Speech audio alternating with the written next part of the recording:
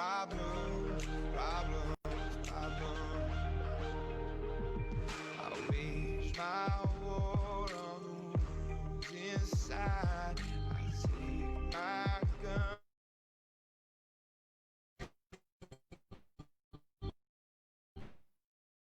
Oh, I've been asking. Oh, I've been asking. Problems, problems, problems. Look me in the eyes. Tell me what you see. Perfect paradise, tearing at the seams. I wish I could escape. I don't wanna think. Wish I could erase. Make your heart believe it. I'm a bad liar. Bad liar. Now you know. Now you know. I'm a bad liar. Bad liar. Now you know. You're free to go. I can't breathe. I can't be. I can't be what you want me to be. Believe me this one time. Believe me. I'm a bad liar. Bad liar. Now you know.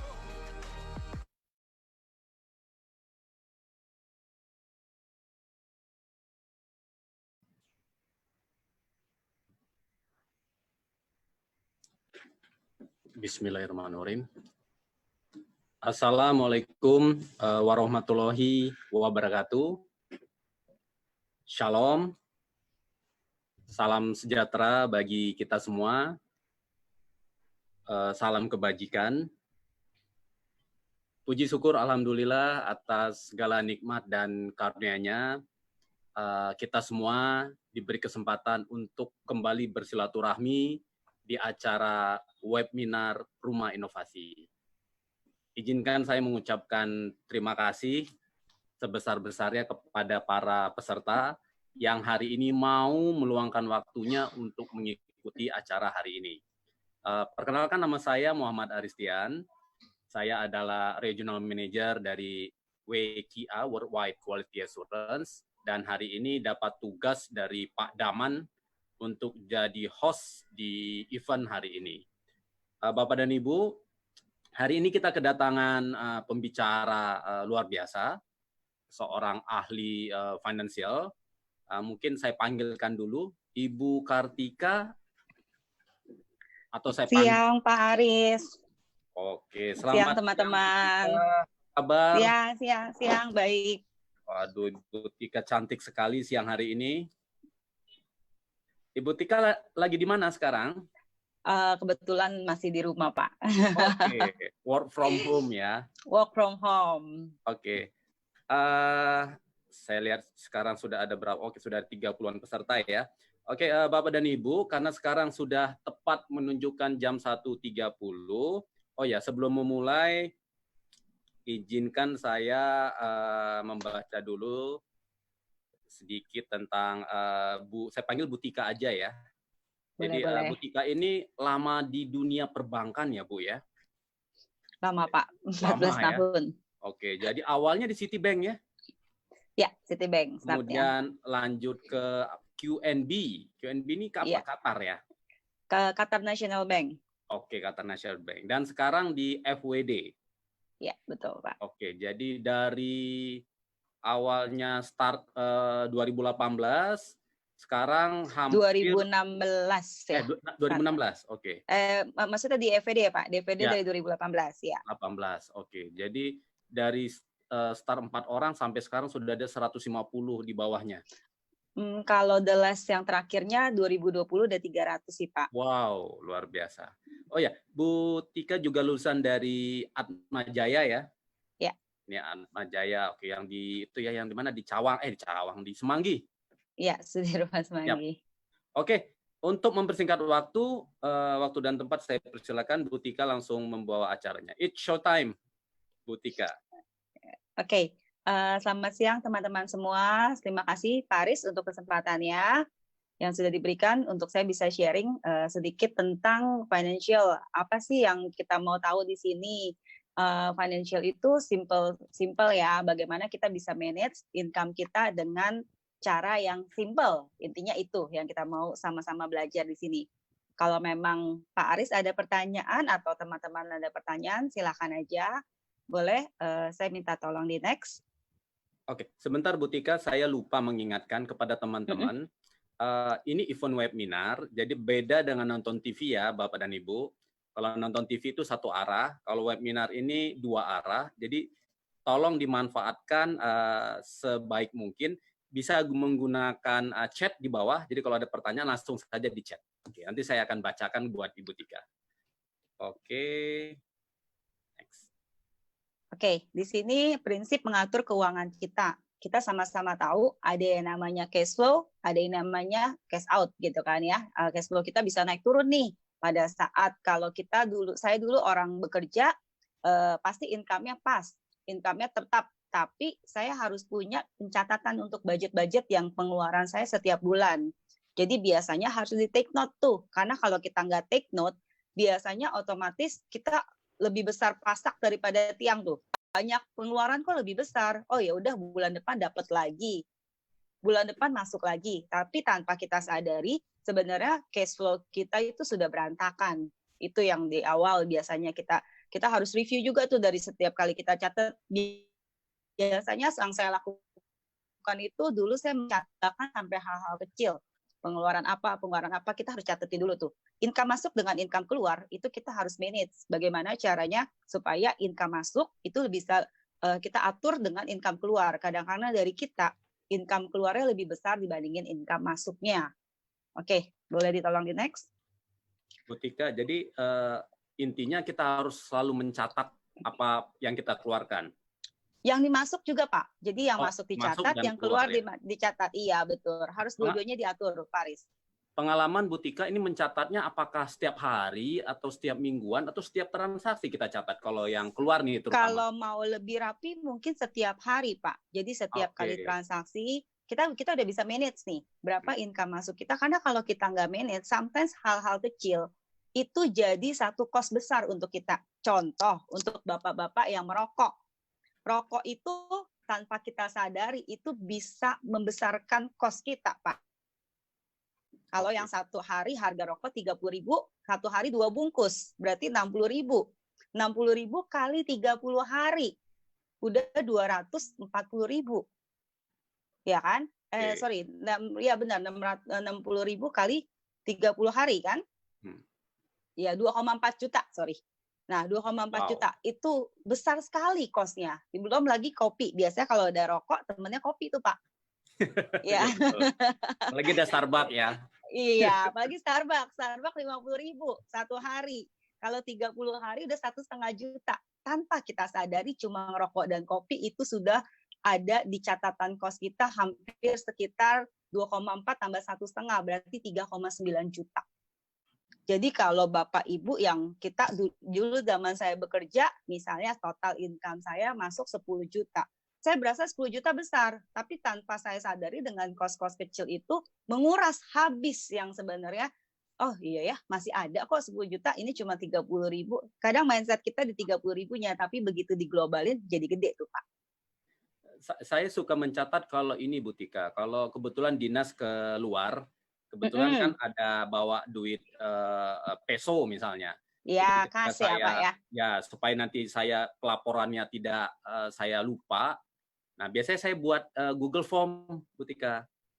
Saya buat Google Form, akhirnya saya catat itu biar rapih ya. Biar rapi kayak neraca ya Pak ya. Ya, jadi di sini sebelah kiri pendapatan, sebelah kanan pengeluaran ya. Ya, dalam bentuk Google Form. Nah, ya kerasa semenjak pakai Google Form jadi lebih rajin mencatat dibanding kalau saya catat manual gitu. Oke, gitu. Mungkin sharing karena itu aja. Handphone itu sebenarnya nggak bisa lepas dari genggaman tangan ya Pak ya, kalau lebih simpelnya ya. Betul. Oh ya. Oke, next ya Bu ya, ini ya. Ya, boleh. Nah, di sini contoh pengeluaran bulanan Pak. biasanya pengeluaran bulanan yang ini income di atas. Kita taunya dengan income kita misalnya 20 juta atau 10 juta, berapa sih pengeluaran yang kita harus pos-poskan? Itu tanpa kita sadari ternyata banyak pos-posnya. Yang di sebelah kiri itu pengeluaran rumah tangga. Kadang sekali kita ke supermarket tanpa kita sadari itu apa yang kita lihat, keinginan dengan kebutuhan, sulit tuh Pak bedain ya. Keinginannya lebih besar dibandingin kebutuhannya. Ya kan, apalagi kalau bawa ibu-ibu, bawa anak-anak, keinginannya semua tuh di luar dari kebutuhannya. Nah itu yang kedua, pengeluaran anak.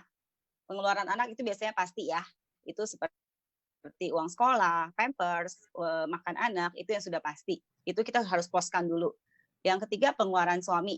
Nah, pengeluaran suami, pengeluaran istri. Biasanya kalau dalam satu rumah tangga, income-nya kita jadiin satu di atas nih Pak. Jadi pengeluaran suami apa, pengeluaran istri, biasanya pengeluaran suami lebih ke arah mungkin yang tadi saya bilang rokok, kopi dan lain-lain. Kalau pengeluaran istri mungkin lebih ke kosmetik, ya kan? Kosmetik, tas, sepatu, ya. shopping, ya gitu.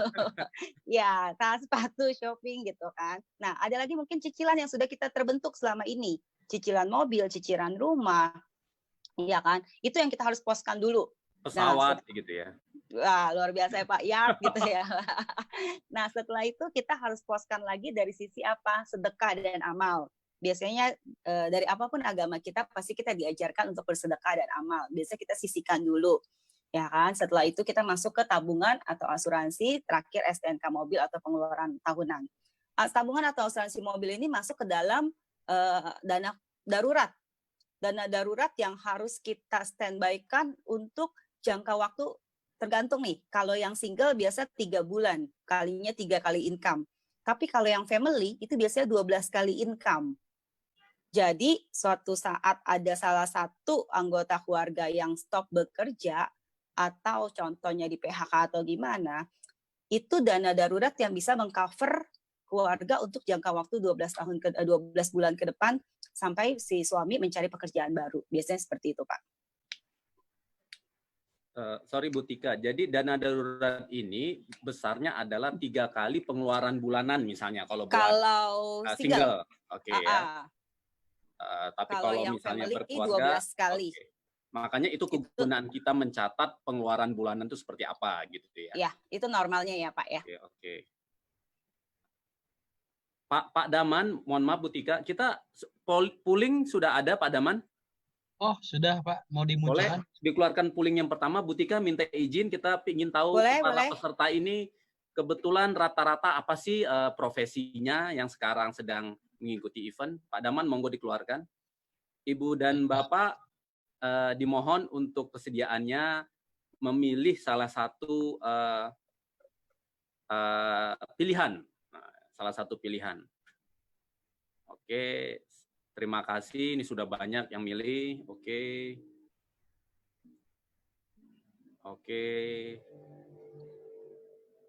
Sudah baru 60%. Ibu Tika bisa ngelihat di slide-nya? Enggak ya? Kalau hasil pooling? Enggak ya? Oke. Karena mungkin pakai handphone. Bisa. Ada ya? Tapi enggak keluar ininya, cuma tulisannya aja ibu rumah tangga, staff gitu ya. Enggak apa-apa, tapi hasilnya enggak keluar. Boleh. Kita tunggu sampai 1 menit Pak Daman ya Bapak Ibu, dimohon kesediaannya biar kita bisa review nanti, biar Bu Tika juga bisa melihat profil peserta hari ini apa sih latar belakangnya. Mungkin saya tambahin dulu di awal, nanti di belakang itu kita ada financial check up. Kenapa harus kalau misalnya di dalam kondisi badan kita financial check up-nya ke badan nih Pak, ya kan, check up, medical check up. Ya? Nah, medical check up. Tapi kalau dari sisi keuangan kita bilangnya financial check up. Financial check up itu lebih ke arah apa sih? Ada rasio-rasio perhitungan nih Pak. Rasio-rasio perhitungan untuk kita mengetahui keuangan kita tuh kesehatannya seperti apa sih gitu. Contohnya dia ada yang dari sisi, saya cerita sedikit mungkin dari rasio tabungan. Cukup nggak sih tabungan yang sudah kita tabungkan dengan income? Misalnya nih, Bapak A memiliki tabungan 20 juta. Income-nya Bapak A 100 juta. Berapa baiknya tabungan rasionya itu? Biasanya kita bagi tuh, ada rumusnya. 20 juta dibagi 100 dikali 100%, 20%. Kalau hasilnya di atas 10% itu baik, tapi kalau di bawah Oke. 10% itu buruk gitu, Pak. Oke, saya bacakan dulu hasil polling kita kepada para peserta ya, Bu Tika. Jadi ini pertanyaannya begini, apa latar belakang dari Bapak dan Ibu para peserta di event webinar hari ini? Jawabannya 16% ibu rumah tangga atau pensiun atau sedang mencari kerja, tapi yang paling banyak itu 63% staff. 63% staff, 19% itu pimpinan organisasi perusahaan, dan ada 3%, ada 1 orang pemilik perusahaan atau owner. Ini bagus ini para pesertanya, jadi yang ownernya sedikit. Kenapa? Owner lagi pusing ya Pak, Bu Tika ya hari ini. Selama masa pandemi lagi pada stres gitu ya. Oke. Jadi mayoritas Ibu Tika ini staff 63%, nomor 2 pimpinan perusahaan atau manajer atau direktur 19%. Itu profil peserta dari event webinar hari ini. Oke, siap Pak. Oke, siap ya. Ini saya tutup dulu, kemudian ini kita mau next. Ya, boleh. Oke. Nah, ini indikator kesehatannya ya Pak, yang tadi saya cerita, minimumnya itu kan tadi kalau single 3 bulan, berfamily itu 12 bulan, tapi range-nya itu kita ambil biasanya minimum di 6 bulan, ya kan, untuk emergency fund-nya. Itu udah paling aman lah ibaratnya. Cicilan itu kita nggak boleh lebih dari 30-35% income monthly. Jadi kalau kadang-kadang nih banyak dari kita, ibu-ibu, bapak-bapak, kita ngelihat online, belanja online, oh cicilan, ambil kulkas cicilan, ambil rumah cicilan, mobil cicilan, TV cicilan, handphone cicilan. Akhirnya cicilannya itu membengkak nih Pak. Ya. Oh udahlah cuma 150.000, 300.000, 500.000 gitu kan. Tapi jadinya membengkak gitu. Apalagi sekarang pembayaran online pun kayak OVO pun ada yang cicilan kan ya, ada yang betul. tanggung dulu kan, waduh. Akhirnya karena sedikit cicilan jadi membengkak tuh Pak. Nah ini yang tadi yang saya cerita, monthly income, tabungan, itu kalau di atas 10% baik, di bawah 10% itu buruk. Cara hitungnya bagaimana? Cara hitungnya simpel, dari tabungan yang kita miliki, dibagi dengan income kita 1 tahun, dikali 100%. Ketemu range-nya, rasionya. Itu rasio tabungan. Ulangi Bu, biar mungkin teman-teman nanti bisa mencatat. Boleh. Cara menghitungnya untuk yang monthly income itu yang di atas 10% itu, range-nya 10%, di atas 10% itu baik, di bawah 10% itu buruk ya Pak. Oke. Nah, cara berhitungnya, jumlah tabungan atau deposito yang kita miliki saat ini dibagi dengan total income kita selama 1 tahun, dikali 100%. Keluar angka persentasinya. Jadi contohnya, misalnya saya memiliki tabungan 20 juta, total income saya selama 1 tahun 100 juta. Jadi 20 juta dibagi 100 juta dikali 100%. Keluar angkanya 20%. Ratio saya berarti bagus, karena di atas 10%. Oke. Itu yang bagus baru rasio ya Bu? Baru tabungan ya Pak, itu baru tabungan. Jadi masih ada ya. lagi nih, rasio kemampuan pelunasan hutang, rasio kebangkrutan seseorang, banyak nih Pak. Ini rasio tabungan ya, siap. Iya, ini rasio tabungan. Ini Bapak Ibu mulai ngitung ya. Tapi saya yakin nih rata-rata tadi pas ngitung rata-rata 1000% nih Bu mereka. Wah, luar biasa berarti Pak. Oke, ini next Bu Tika, ya, kita Pak. next. Oke. Oke, ini yang tadi saya bilang, pada saat krisis apa sih yang harus kita lakukan dan bagaimana caranya? Yang pertama, kita harus melakukan financial check up. Financial check up, tadi saya bilang kita lakukan nih, dari pertama, income masuk, income keluar, terus kita cek secara rasio tabungan, rasio kemampuan kita melunasi hutang, rasio solvabilitas kita, habis tumbuhan income. Kita benar-benar harus kita check up tuh semua financial kita. Yang kedua, kita bisa lakukan berhemat. Yang tadi saya ngomong, antara keinginan dengan kebutuhan. Itu yang harus kita screening tuh mulai saat ini. Berhemat itu bukannya berarti kita mengurangi kebutuhan, tidak. tapi kita mengurangi porsi keinginan. Kadang keinginan kita lebih besar dibanding kebutuhan. Contoh Bapak Ibu, misalnya TV di rumah udah ada yang 32 inch. Kita mau ganti jadi yang 65 inch. Itu kebutuhan atau keinginan. Itu yang kita harus bedain. Ya. Mau yang smart TV lagi sekarang katanya. Nah, Udah harus nanti nambah TV, nambah link internet, kuota lagi. betul Pak. Habis itu, oh kok bang sofanya kedeketan ya, mundurin lagi. Beli sofa yang lebih nyaman. Akhirnya jadi banyak tuh Pak. Oke, habis itu prioritaskan dana darurat. Yang selama ini kita nggak memiliki dana darurat, sekarang kita harus memiliki dana darurat. Kayak tadi saya bilang, mungkin kita keluarkan porsi keinginan kita, turunin, bisa itu dipindahin ke jadi prioritas dana darurat. Yang saat ini mungkin kita nggak punya, ya kan? Atau kita tambahin dana darurat kita lebih besar lagi dari kita press keinginan kita, pindahin ke sini. Contoh, kalau dulu sebelum pandemi, kita kebiasaan untuk jalan-jalan ke mall. Mungkin ke mall itu menjadi satu habit yang keluarga untuk holiday lah ya, untuk cuci mata gitu kan. Tapi sometimes banyak dari kita nggak butuh nih. Oh, lihat spray, lihat bapak-bapak mungkin lihat vape, lihat apa, nggak butuh. Tapi karena keinginan yang cuma iseng-iseng, akhirnya itu yang menjadi cost besar. Itu yang mungkin kita bisa press, Kak. Apalagi kemarin mall sempat tutup, kita sempat WFH. Nah, porsi-porsi itu yang bisa kita pindahkan ke prioritas dana darurat. Biasanya ini Bu Tika, ketika di mall lihat yang ngantrinya panjang, ada bubble bola yang ngantrinya panjang, ikut ngantri. Boba.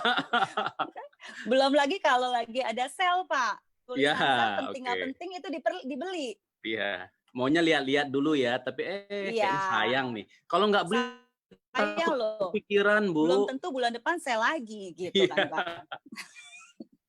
Oke, yang keempat mungkin belanja sesuai kebutuhan. Kartu kredit itu kartu sakti nih Pak. Banyak orang berpikir, oh dengan kartu kredit saya pakai dulu bulan depan bayarnya. Apalagi kartu kredit bisa ada yang cicilan, kartu kredit bisa juga dengan sekarang minimum payment-nya dikurangin. Tapi tanpa kita sadari, bunga kartu kredit kalau Bapak Ibu hitung dalam 1 tahun itu 40-50% Bapak Ibu. Jadi kalau Bapak Ibu pakai kartu kredit tapi tidak membayar dengan penuh, itu bunganya setahun itu mau 40-50%. Nah, sometimes kartu kredit itulah walaupun kita WFH di rumah, jadi masalah juga nih. Oh, iseng-iseng belanja online kartu kredit. Saya punya teman di sini juga tetangga-tetangga di rumah, tapi online shop-nya datang setiap hari. Oke. Jadi pengganti mall-nya ke Tokopedia ya, Bu? Itu banyak tuh Pak online shop saat ini kan sekarang. Nah, itu belanja yang kita harus tahu, belanja sesuai kebutuhan bukan dengan keinginan. Ya, apalagi sekarang banyak banget anak Bapak Ibu yang larinya ke sepeda. Sepeda lebih mahal dibandingin harga mobil nih sekarang ini kan. Nah, kalau udah sepeda, bajunya mesti eksis, belum helmnya gitu kan. Jadi kalau awal pandemi orang berburu cari masker, setelah masa transisi berburu cari sepeda ya Bu ya. Sepeda Pak. Sekarang mobil nggak dikeluarkan, sepeda yang dikeluarkan Pak. Dan harga sepeda sekarang ngeri sekali kan. Nah itu bukan sesuai dengan kebutuhan ya, balik lagi. Nah yang kelima, investasi asuransi harus tetap jalan. Jadi pastikan proteksi harus tetap jalan. Bagaimana kalau pada saat kondisi krisis seperti ini, terus kita tidak memiliki investasi dan proteksi yang tetap jalan, terjadi resiko. Contoh, misalnya yang tadi saya cerita mungkin terjadi PHK atau pengurangan untuk karyawan. Ada juga untuk travel itu biasanya pemotongan income. Ya, yang keempat mungkin adanya resiko yang kita nggak pernah tahu, resiko sakit, resiko COVID, resiko penyakit kritis, resiko meninggal dunia, itu resiko-resiko yang di luar kuasa kita. Nah, pastikan itu tetap jalan. Supaya apa? Supaya tidak mengganggu keuangan dan tidak mengganggu porsi untuk kita punya lifestyle di keluarga, gitu, Pak. Siap. Kita lanjut, Bu. Boleh? Ya, oke. Nah, ini porsi-porsinya Sebenarnya ini simple. Kalau misal tadi dari sisi 100% di atas, dibaginya berapa sih untuk sedekah atau untuk derma, mungkin bisa dengan 5%, biaya hidup 30%, investasi 15%, dana darurat dan asuransi 10%. Gaya hidup di sini, gaya hidup dan biaya hidup berbeda ya Pak. Nah, gaya hidup lebih ke lifestyle-nya, itu 10% aja. Cicilan dan pinjaman itu 30%. Biasanya porsi gaya hidup ini membesarkan normalnya keuangan kita nih. Gaya hidup itu bisa sampai 50%. Nongkrong-nongkrong di kafe, nge-wine bareng teman-teman. Nah, itu adanya di gaya hidup. Tapi kalau biaya hidup kan biaya kebutuhan rumah tangga ya. Gitu. Ini porsi-porsinya, Pak. Ini biaya-biaya seperti ini ini porsi ini adalah maksudnya idealnya dari Tika, 100% income. Iya, ideal ya, dari idealnya 100% seperti ini income ya. kita. Ya. Oke. Tapi jadi gaya hidupnya yang harus 10%. Kadang kita tuh kesalahannya itu adalah di gaya hidupnya itu bisa jadi sampai range 50% gitu. Akhirnya memotong dana darurat dan investasi tuh. Semuanya digabungin, hilang, jatuhnya ke gaya hidup dan cicilan pinjaman. Oke. Ini biar kita pelan-pelan Bu, biar teman-teman nanti mulai ngitung-ngitung nih. Kalau penghasilannya 100 juta berarti maksimum gaya hidupnya 10 juta per bulan gitu ya. 10% ya. Oke. 10%. Dengan jangan 100 juta, gaya hidupnya 50 juta gitu kan Pak. Jangan ya. Oke. Siap. Next kita. Ya. Atau mau masukin pooling kedua tentang penghasilan, Bu? Boleh? Boleh. Atau boleh. nanti Kan saja ini udah atau masuk sekarang? ke 100%. Boleh sekarang ya? Terserah Pak Aris sih. Teman-teman, kita munculkan polling kedua dulu. Pak Daman bisa dibantu. Ini confidence, tidak perlu khawatir karena ketika Ibu Bapak tekan kliknya nggak ada yang tahu. Jadi nggak masalah. Pertanyaannya berapa sih range penghasilan Bapak dan Ibu saat ini per bulan? Nah, jadi nanti kita Ibu Tika sebagai pakar finansial nanti bisa lihat-lihat.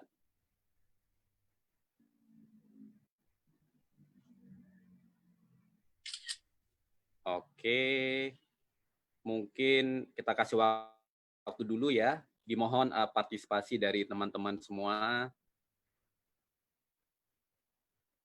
Oke, mungkin sampai detik 50 Pak Daman langsung di end poll saja dan langsung di-share.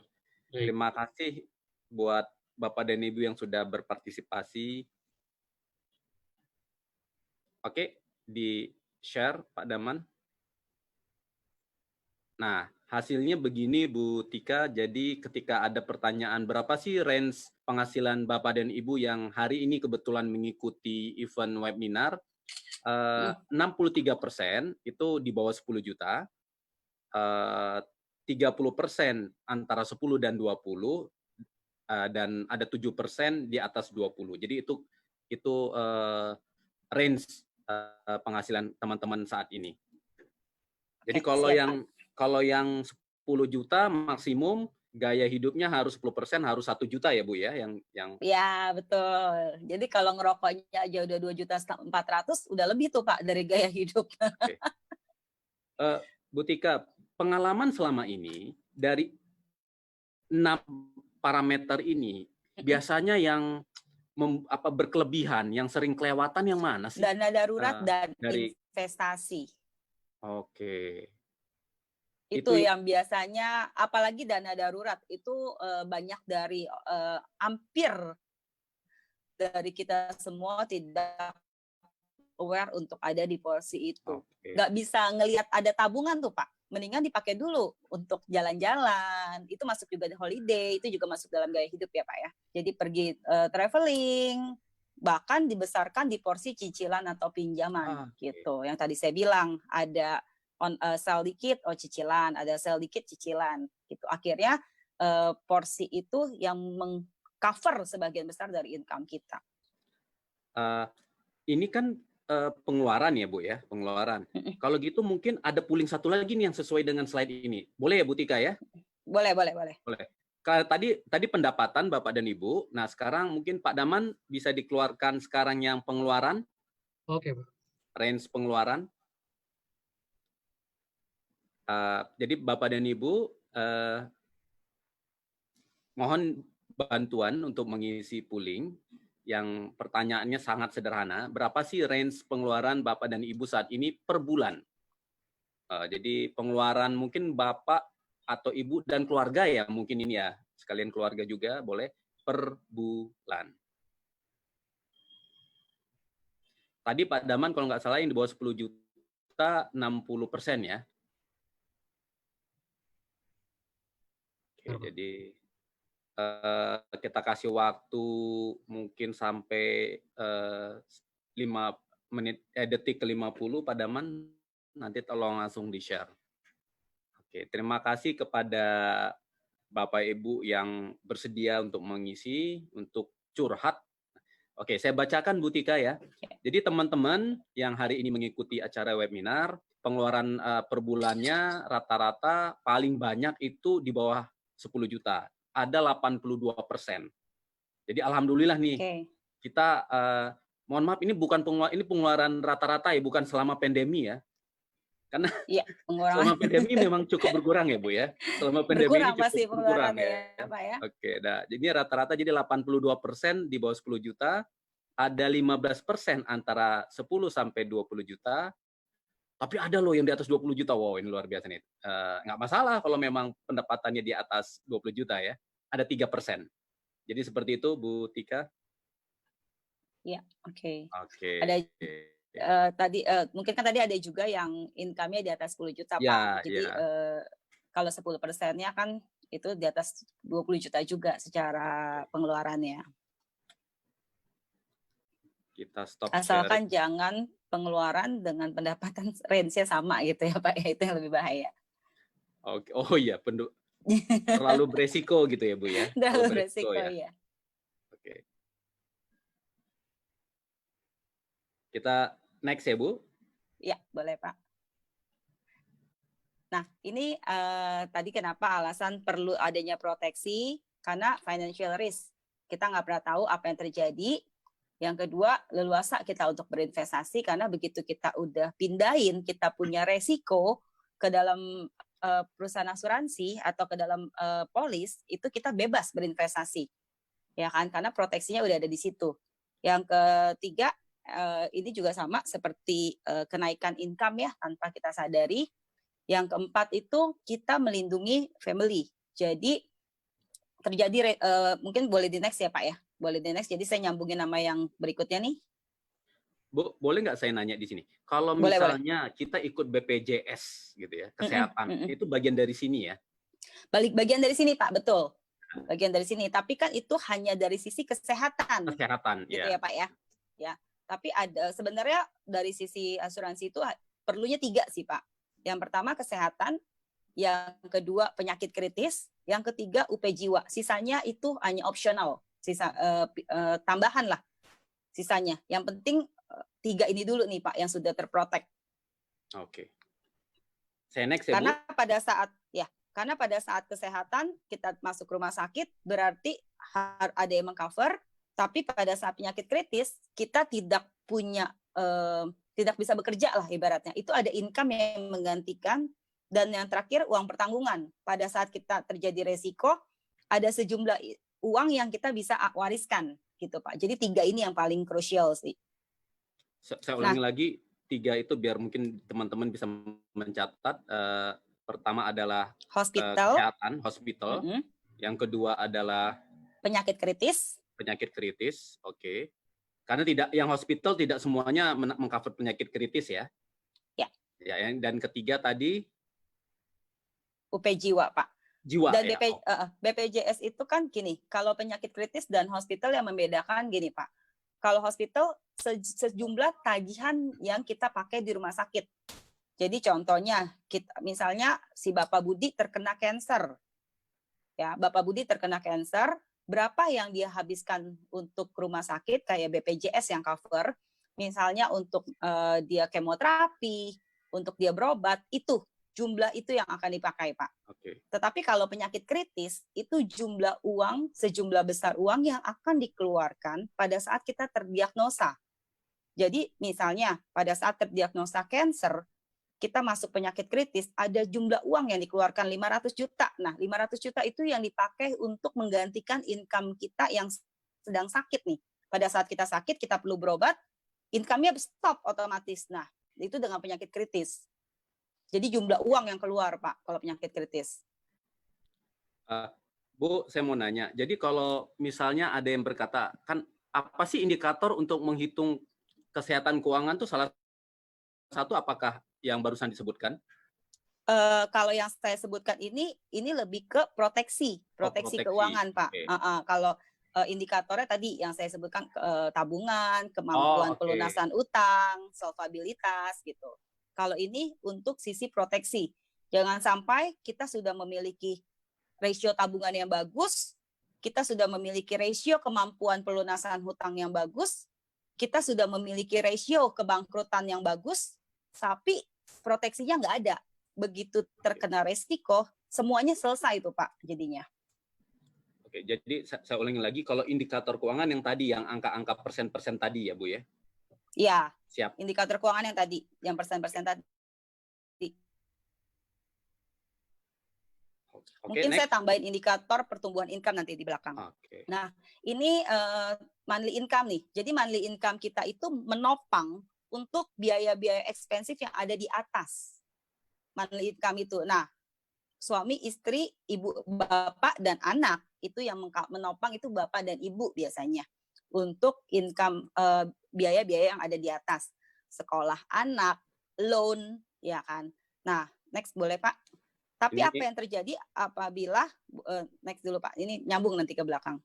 Nah, apabila terjadi resiko di salah satu yang menopang, ini akan miring Pak, akan goyang. Mungkin yang tadinya anak sekolah bisa jadi nggak sekolah, karena si ibu kaget dengan income yang tiba-tiba menurun, harus ngelawat bapak suaminya yang sakit gitu. Kenapa tadi saya bilang dari sisi hospital, penyakit kritis, dan uang pertanggungan, supaya untuk menopang ini semua nih Pak, pada saat terjadi resiko sama si kepala, key person kita bilangnya, kepala keluarga, si ibu ini tidak goyang untuk menopang sendirian, karena kos-kos yang ada terbentuk di atas itu sudah otomatis terbentuk. Alangkah lebih bijaksana kita harus memikirkan kalau terjadi resiko sama kita sebagai penghasil income, siapa yang menggantikan income itu? Sedangkan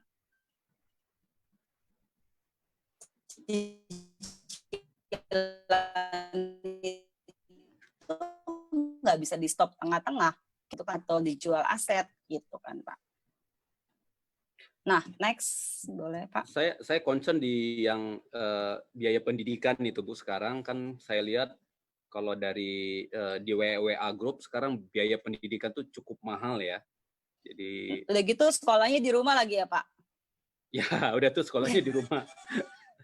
Jadi ya sepengetahuan saya ITB itu sekarang semesteran sudah yang jalur kemarin saya dengar 12 jutaan per semester. Zaman saya dulu masih 200.000. Oke, sebentar.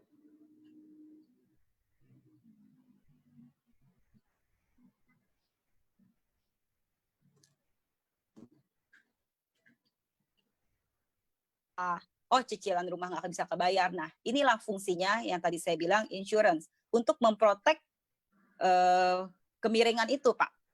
Memprotek porsi monthly income itu dikunci lah ibaratnya sama life insurance. Life insurance-nya ada apa? Yang tadi saya bilang ada 3, hospital, penyakit kritis, dengan uang pertanggungan. Uang pertanggungan pada saat, jadi contohnya gini saya ceritain. Kalau si bapaknya sakit, si ibu otomatis membantu ngurusin si bapak. Si bapak terkena cancer nih, dia udah punya BPJS. Oke, otomatis si ibu itu punya waktu lebih banyak untuk ngurusin si bapak. Income si bapak ya masalahnya. Tetapi harus kita pikirkan, income yang mengcover biaya-biaya yang di atas itu pakai apa? Kalau si bapaknya sakit dan si ibu ngurusin bapak. Kalau penyakit kritis yang tadi saya cerita itu keluar sejumlah uang. Nah, itu yang bisa dipakai untuk biaya hidup, menyambung biaya hidupnya. Nah, pada saat si bapak cancer, terus ternyata dipanggil Tuhan, otomatis ada uang pertanggungan. Sejumlah uang lagi yang dikeluarkan untuk ibu dan anak-anaknya melanjutkan hidupnya. Itu Pak contohnya. Oke, kita next ini. Ya, oke. Nah, banyak di antara kita itu ada di dalam sandwich generation nih Pak. Sandwich generation tuh apa sih? Sandwich generation itu gimana generasi yang kita memiliki orang tua yang membutuhkan dukungan finansial kita, tetapi kita juga punya anak dan pasangan yang membutuhkan income dari kita. Banyak di kita nih diperhadapkan pada sandwich generation ini. Jadi bukannya anak-anak yang dapat warisan dari orang tua tiba-tiba satu perusahaan besar, bukan. Tapi kita harus membiayai orang tua, tapi kita punya tanggung jawab membiayai pasangan hidup kita dan anak-anak kita. Nah ini, mungkin banyak dari kita yang ada di porsi-porsi ini nih Pak.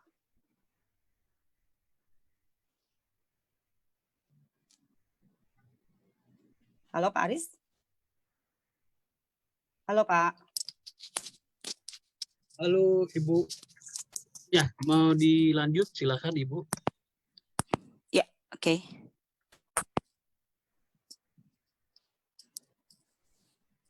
Oke, boleh di next Pak. Nah, cara memanage sandwich generation itu ada 5 cara. Yang pertama biasanya kita komunikasikan dengan pasangan. Ya, yang kedua itu menambah alokasi pos pengeluaran. Yang ketiga penetapan dana darurat. Yang keempat pembelian asuransi kesehatan. Yang kelima mempersiapkan diri untuk generasi berikutnya. Nah, di sini respon banyak orang berespon terhadap asuransi nih. Oh tidak, keperluannya banyak, ngapain mikirin sesuatu yang belum tentu terjadi. Nah, ada juga orang yang berpikir, saya masih muda, masih sehat, nggak mungkin terkena penyakit kritis. Mungkin bisa diambil contoh dari penyanyi-penyanyi yang kita sama-sama tahu, kayak Glenn Fredly, usianya masih muda, tetapi sudah terkena resiko. Terus ada juga yang pede nih, resiko itu jauh dari saya. Yang terakhir mungkin bisa berpikir, kalau saya beli asuransi dan ternyata tidak kepake, rugi dong ya. Nah, tapi sayangnya asuransi itu bukan dibeli dengan uang Bapak Ibu. Asuransi itu dibeli dengan kesehatan. Kalau dibeli dengan uang, itu mungkin lebih gampang. Tapi asuransi itu dibelinya dengan kesehatan. Pada saat kita sehat, kita nggak mau beli. Tapi pada saat Bapak Ibu tidak lagi sehat, tapi punya uang berlimpah, perusahaan asuransi juga tidak mau menerima. Jadi itu, asuransi itu dibelinya dengan uang, bukan dengan uang, tapi dengan kesehatan, Pak. Oke, Pak Aris. Nah, ini mungkin saya cerita sedikit, saya tampilkan sedikit, 60% penyebab kematian di Indonesia ini akibat penyakit kritis. Bukan, mungkin selama ini kita fokusnya ke COVID. Banyak ya COVID yang kematiannya saat ini di Indonesia udah mencapai hampir 80.000, bahkan mengalahkan dari China gitu kan. Tapi sebenarnya realnya yang data yang benarnya itu stroke itu jantung, penyebab ketiga diabetes, terus tuberkulosis pernapasan, hipertensi, liver dan seterusnya. Bukannya sebenarnya yang paling utama itu adanya di COVID. COVID ini lebih ke pandemi ya. Sedangkan penyakit-penyakit yang lain itu masih tetap ada gitu. Jadi ini kita tinggal pilih mau yang mana ya Bu ya? Apanya nih Pak? Mau yang mana? Jangan dipilih kalau ini. Kalau bisa jangan kena sama sekali Pak. Ini kita next. Ya, oke. Nah, ini peran perusahaan terhadap kita. Kalau kita dulu saya bekerja di banking, banking itu memberikan saya asuransi. Ya, bahkan dari asuransi kacamata, gigi sampai kesehatan. Jadi saya sangat nyaman gitu karena perusahaan banking itu melihat karyawan itu asetnya perusahaan. Karena di kita juga kayak ada corporate lah ya, corporate insurance. Nah, terus edukasinya seperti apa? Edukasinya sesuai kebutuhan, ya kan, kampanyenya. Terus memberikan asuransi kesehatan, employee benefit, dan yang terakhir apresiasi kepada karyawan. Nah, kalau zaman saya di banking, saya 14 tahun sangat nyaman. Bahkan kalau mau dibilang, saya nggak punya beli asuransi buat diri sendiri. Karena saya ngerasa, saya tinggal klaim ke company. Pada saat saya keluar dari banking, otomatis asuransi itu berhenti. Karena tadinya saya dapat dari company. Nah, disitulah saya baru mikir, untungnya puji Tuhannya masih sehat. Jadi setelah itu masih bisa beli. Kebayang kalau kita sudah terkena resiko, begitu kita keluar dari perusahaan men-stop asuransi kita. Nah, itu resiko yang harus kita pertimbangkan sih Bapak Ibu. Gitu sih Pak Aris. Oke. Ini Oke. sekarang buat asuransi perusahaan sepertinya ini agak bagus ini Bu. Kenapa? Sepertinya penggunaan selama ini kan kalau perusahaan-perusahaan yang menanggung asuransi biasanya suka over limit ya pemakaiannya. Tapi semenjak pandemi COVID saya dengar karena takut ke rumah sakit, jadi pemakaiannya kecil gitu ya. Minum obat tradisional aja ya Pak. Iya, takut ke rumah sakit sekarang kan. Jadi ini bagus buat asuransi buat yang perusahaan saat ini. Kalau dulu pilek aja ke dokter ya Pak? Ya. Sekarang sampai sakit perut segala macam, mikir-mikir dulu deh takut ketularan gitu ya. Takut kenanya ke COVID ya. Iya. Oke, ini next, Bu. Ya, oke. Sepertinya kayaknya udah. Nah, ini kalau Bapak Ibu mau tanya konsultasi untuk medical kesehatan, financial check up itu bisa ke saya atau satu slide lagi Pak, mungkin tim saya di sini ada Monica dan Lisa. Tim saya yang bisa membantu Bapak Ibu untuk financial check up. Nah, di sini saya mau cerita sedikit tentang income, pertumbuhan income. Ada rasio pertumbuhan income, Bapak Ibu. Rasio pertumbuhan income itu seperti apa? Kenaikan gaji biasanya. Contoh nih, gaji saya 7 juta. Saya naik 1 juta. Berarti total gaji saya 8 juta. Kalau kita presentasikan, 1 juta dibagi 7 juta dikali 100%, berarti kenaikan gaji saya itu 14%. Wow, berarti saya punya satu porsi 14% yang saya bisa put lagi. Event itu terserah Bapak Ibu, terserah saya. Mau saya put di dana gaya hidup, di kebutuhan, di dana darurat, investasi, atau tadi di porsi kiri ada di porsinya zakat, atau ada di porsi cicilan. Dengan kenaikan income kita yang 14%. Income saya yang 14%. Tapi jangan lupa Bapak Ibu, 14% itu bukan kenaikan real. Karena ada yang namanya inflasi. Jadi pada saat kita memperhitungkan income versus dengan kenaikan, itu harus ada yang namanya di situ inflasi. Inflasi kita 6%. Jadi otomatis cara hitungnya berbeda. 8 juta total income kita dikurang 7 juta income lama kita dibagi 7 dikali 100% dikurang dengan 6%. Mungkin saya bisa coret-coret ya Pak ya. Oke. Jadi income kita itu misalnya income saya sorry pakai merah.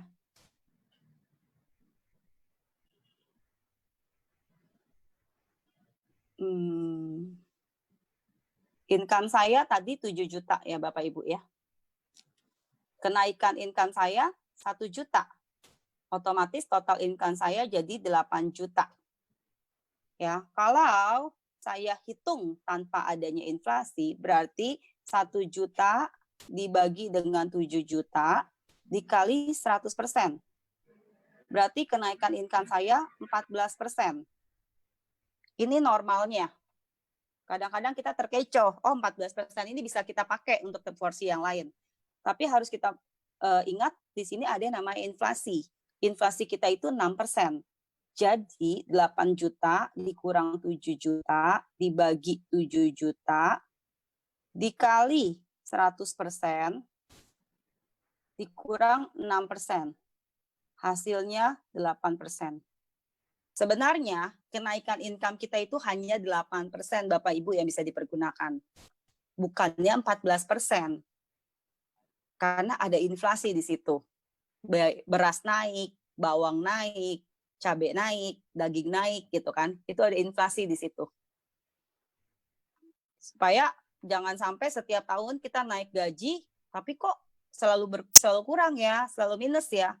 Karena kita menghitungnya dari atas. Gitu Pak Aris. Sip. Mungkin saya juga kasih sedikit ratio untuk dana darurat. Bagaimana kita tahu dana darurat kita udah ada saat ini berapa persen? Kalau terjadi kayak pandemi, kita nggak kerja, kecelakaan, berhenti pendapatan, berapa sih? Cara hitung dana darurat itu dari total aset, Pak. Total aset dibagi dengan kos bulanan. Dibagi dengan kos. Jadi kalau misalnya kita punya aset 150 juta, terus kos Aset ini bulanannya termasuk- saya 6 juta.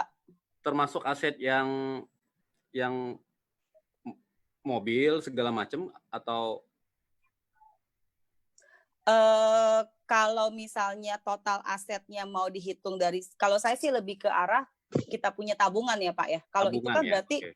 aset dari sisi rumah kalau sampai dijual, Ya. mobil kalau sampai dijual gitu kan. Tapi kalau ini tabungan dan deposito, contoh tabungan dan deposito saya 150 juta.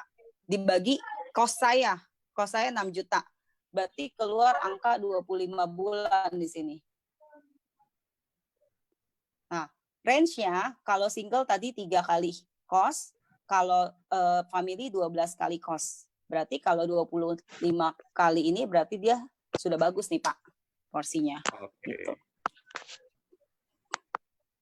Jadi paling tidak minimum harusnya punya tabungan 3 kali gitu ya Bu ya kalau buat single ya? Iya. 3 kali kos.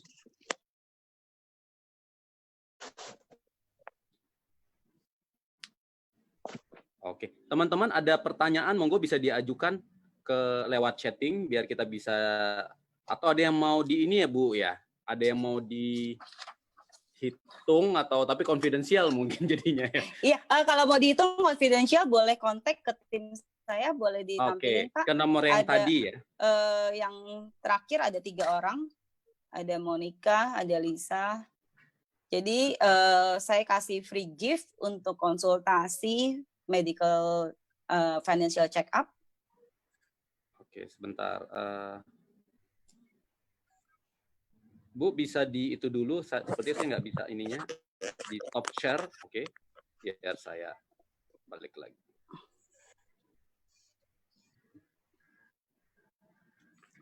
Kebetulan filenya terakhir ini di saya. Oh, sebentar. Timnya nggak ketulis di sini. Jadi teman-teman diizinkan ya Bu ya, ada kalau mau ngecek medical check up ya. Boleh. Ya, Financial check up Pak.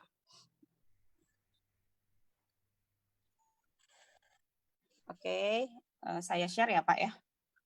Ya, saya stop share dulu kalau gitu.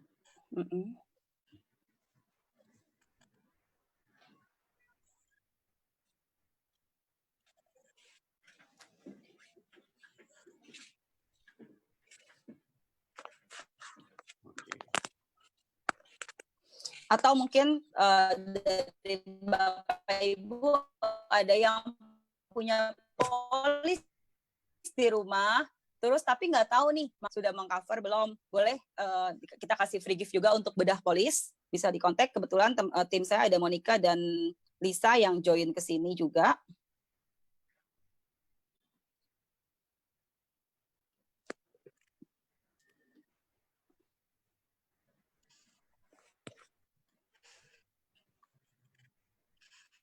Bu Tika, boleh bertanya? Boleh. Oke, sekarang kan selama kondisi pandemi ini cukup mengganggu organisasi secara bisnis secara keseluruhan lah, bukan hanya di Indonesia bahkan juga di dunia.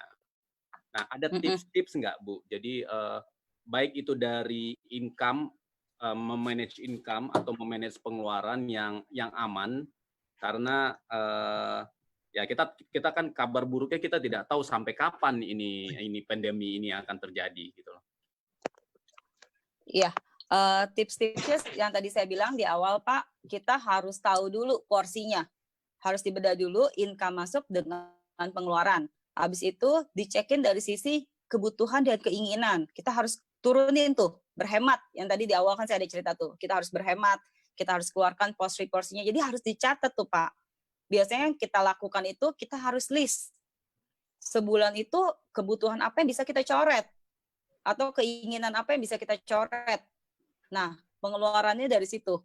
Karena kita nggak tahu nih, kayak tadi Pak Aris bilang, pandemi ini sampai kapan.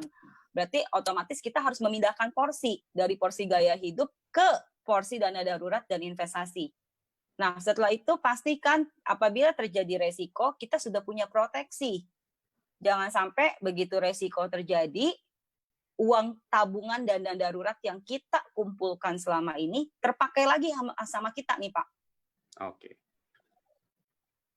Saya senang ada kata berhemat. Nah, mungkin dari pengalaman, dari ilmu perbankan selama ini, apa sih yang paling berhasil dengan kata berhemat ini? Karena sebenarnya ini challenge ya, karena kita ini kan sebenarnya di kehidupan ini apa ya, adu-adu pinter dengan mohon maaf dengan Tokopedia gitu ya, adu-adu pinter dengan mall gitu ya. Nah, ini kan ada ini nggak Bu tips-tips untuk berhemat ini? Kuncinya tadi Pak, sadar akan kebutuhan dan keinginan.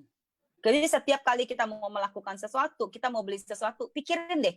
Itu yang dilakukan juga yang sama saya ya. Maksudnya kita lah contoh cewek, kita suka beli baju, kita suka beli tas, kita suka beli sepatu. Setiap mau beli, kita pikir lagi, ini kebutuhan apa keinginan ya? Oh, keinginan, kita hold. Jadi kan uang yang kita mau beli itu masukin untuk nabung. Itu sebenarnya cara berhemat Pak, bukan berarti jadi pelit ya. Oh yang tadinya kita gimana ya? Kita makan, kita turunin sampai segitu hematnya enggak jadi seperti itu, tapi lebih ke arah porsi-porsi yang kayak tadi Bapak bilang kopi Starbucks 50.000. Sebenarnya kalau kita beli kopi bubuk cuma 20.000, kita pakai seduh di rumah itu bisa 1 bulan atau mungkin 1 minggu lah ya. 20.000 1 pack gede bisa kita pakai 1 minggu. Berarti 20.000 dibagi 7 mungkin sekitar 3.000 perak. Tapi kopi Starbucks 50.000. Cuma biasanya buat nongkrong, buat lifestyle, buat gaya. Itu kita sudah save 47.000. 47.000-nya kita masukin ke tabungan. Itu yang namanya berhemat, Pak. Yang lagi misalnya tadinya biasanya kita makan di luar. Kita makan di luar, kita ngafe, kita makan di restoran. Oh, boleh. Misalnya dari 1 bulan 4 atau 8 kali weekend aja. Sisanya kita bawa bekal atau kita masak di rumah. Itu akan jauh lebih hemat. Jadi cara-cara seperti itu sih Pak yang bisa dipakai. Yang penting kunci nomor 1-nya kebutuhan dan keinginan. Kita tahu dulu nih, ini kebutuhan atau keinginan nih ya. Kalau saya beli ini, oh ini keinginan. Oke, kita hold, kita jadiin dulu tabungan. Oke, jadi boleh kalau saya sedikit simpulkan, salah satu ciri-ciri berhemat adalah kita dengan sadar ketika kita mau mengeluarkan sesuatu, mulai sekarang dipikirkan ini adalah kebutuhan atau keinginan gitu ya Bu ya? Iya, betul. Needs atau expectation gitu ya? Iya, tapi jangan sampai juga bersedekah dijadiin hemat, nggak baik juga Pak kalau itu. Itu tetap porsinya tetap ya, saya nggak aja. Saya nggak informasikan untuk mengurangi porsi bersedekah. Oke. Ini terima kasih nih masukannya. Teman-teman ada pertanyaan atau ada yang mau disampaikan? Monggo, kita masih ada waktu. Pak Daman atau Bu Fani, monggo kalau mau ada yang mau disampaikan.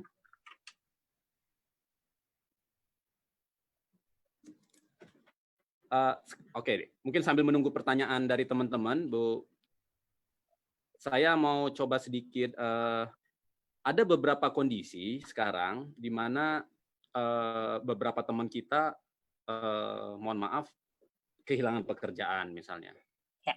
Kemudian atau mohon maaf, mengalami pengurangan pendapatan semenjak ada saran ya Bu ya dari Bu Tika sebagai ahli keuangan selama ini apa yang harus dilakukan ya buat karena kalau dia katakan baru mau ngitung sekarang ya agak susah juga kan ya, tapi kan Sudah ini pandemi terlambat ya, sudah gitu ya terlambat. Pak Nah, ya. kira-kira apa sih yang harus tips dan triknya apa yang harus mereka lakukan? Kalau di Oke. ISO itu emergensinya apa yang harus mereka lakukan sekarang? Oke, kalau tadi emergency fund-nya kita nggak ada, berarti kan ini dana daruratnya nggak ada nih ya Pak. Ya, Untuk pada saat kita terkena PHK, kita kehilangan pekerjaan, dana darurat kita nggak ada gitu ya Pak ya. Berarti yang selama ini income-nya tetap income tetap hilang, bahkan ada cost tetap yang harus ditanggung. Ini kan masalahnya adanya biasanya di situ ya Pak. Nah, biasanya yang kita lakukan itu kita menyarankan untuk kita memulai satu usaha atau kita mencari income tambahan dengan tanpa mengurangi modal, tanpa mengeluarkan modal. Biasanya dari keahlian, Pak. Macam-macam keahlian yang kita miliki. Misalnya, contoh, ada juga di sini mungkin tim saya, Lisa itu tadinya ibu rumah tangga, Pak. Ya, ibu rumah dari bankers yang sudah beralih ke ibu rumah tangga. Karena dia tadinya ibu rumah tangga, dia bingung secara income mau membantu dari sisi suami, dia sambil menjalankan bisnis yang tanpa modal. Gitu, bisnis yang tanpa modal bisa dia jalanin. Nah, setelah itu ada juga mungkin dari sisi kita bisa banyak juga ya yang saya lihat saat ini ibu-ibu yang pada berjualan makanan atau berjualan bisa juga dengan trading. Trading itu juga sekarang online ya Bu ya, jadi lebih online itu lebih ke terbuka, trading Pak. ya? Jadi sebenarnya dia nggak perlu modal. Oke. Jadi misalnya dari barang A, jadi contoh kemarin misalnya kalau tahu tudung nasi ya, tutupan nasi di meja itu kalau kita cari di online, itu harganya mungkin 45.000 sampai 50.000. Tapi ada orang-orang yang alih dalam Instagram, dia jualnya di Instagram tuh Pak. Dia jualnya di Instagram, dia bisa post di situ dari sisi dengan harga 140.000. Ada yang beli di situ, bahkan tante saya sendiri kemarin cerita, Kak, kamu beli berapa? Saya beli 140.000. Sedangkan harga modalnya cuma 45 sampai 50.000. Itu trading tuh. Mungkin si orang yang melakukan itu nggak perlu modal, tapi dia cuma ambil dari sisi keuntungan. Oke. Ini saya ingat beberapa hari lalu banyak di WA beredar tentang video Oyo ya, hotel. Di mana ketika dia kehilangan pekerjaan, kemudian tidak punya tabungan, hanya bermodal berapa rupiah, kemudian berdasarkan ide, akhirnya dia menawarkan kepada hotel-hotel untuk diiklankan, dan kemudian akhirnya jadi Oyo Hotel yang luar biasa sekarang. Oke, saya mau bacakan, ini ada beberapa pertanyaan. Bu Tika, bagaimana pendapat Ibu terkait asuransi kendaraan yang kalau tidak ada klaim serasa terbuang percuma gitu? Rugi ya? Iya, tapi jangan sampai ditabrakin ya gara-gara mau diklaim ya. Gini, itulah fungsinya asuransi itu sebenarnya seperti payung Bapak Ibu. Kita beli payung, Bapak Ibu belum tentu pakai itu payung, ya kan? Tapi Bapak Ibu pasti punya payung, pasti punya cadangan di rumah. Gitu, mau itu Bapak Ibu pakai atau nggak pakai, Bapak Ibu pasti beli. Nah, sama apabila asuransi itu juga seperti itu. Jadi kalau kayak asuransi kendaraan, mobil, motor aja kita mau nggak mau kita pasti kan asuransikan. Kalau kita nggak asuransikan, kita ketabrak, kita ganti akan lebih besar. Bahkan itu mengkocek dari uang tabungan kita. Sebenarnya kan sama aja kayak gitu Bapak Ibu, kayak asuransi kesehatan. Kalau kita nggak pakai, kita rugi nih. Kan nggak mungkin kita pura-pura sakit ke dokter. Untuk kita mau dipakai nih, supaya limitnya misalnya 1 miliar. Yaudah deh dok, kasih saya sakit apa aja supaya saya bisa klaim semuanya. Kan enggak. Gitu kan. Nah, sebenarnya asuransi itu memang kondisi di mana proteksi yang memang kita tidak pakai, tapi itu menjagai kita ban serep lah. Kalau Bapak Ibu beli mobil dikasih bannya cuma 4, Bapak Ibu mau nggak? Pasti kan nggak mau Pak Aris. Maunya 5, satunya ban serep. Ban serepnya diambil nih, ban serepnya nggak dikasih. Pak Aris beli mobil baru, dikasih mobilnya bannya cuma 4. Gitu. Nah, sama halnya dengan dari sisi asuransi. Asuransi itu mau itu asuransi mobil, asuransi motor, asuransi gedung, kebakaran ataupun jiwa, itu semuanya sama kayak ban serep. Kita taruh di belakang mobil kita walaupun kita belum tentu pakai. Pada saat itu terjadi resiko ban depan pecah, ban serep kita ada. Gitu, Pak. Jadi paling tidak kita lebih tenang ya, Bu ya. Bacakan lagi boleh, Bu Tika? Boleh, Pak. Ini agak sedikit berbeda, tapi nggak apa-apa, saya bacakan saja. Bagaimana financial planning untuk para pensiunan? Nah, ini menarik nih. Di mana uang pensiunnya tidak cukup per bulan, kemudian meloroti tabungan atau deposito, lama-lama habis. Nah, bagaimana untuk memperoleh passive income? Apakah perlu menjual aset properti? Bagaimana membuat cash flow yang bagus? Ini sudah terlanjur nih, Bu Tika. Sudah pensiun, tapi uang pensiun, ini masih alhamdulillah masih ada uang pensiun ya?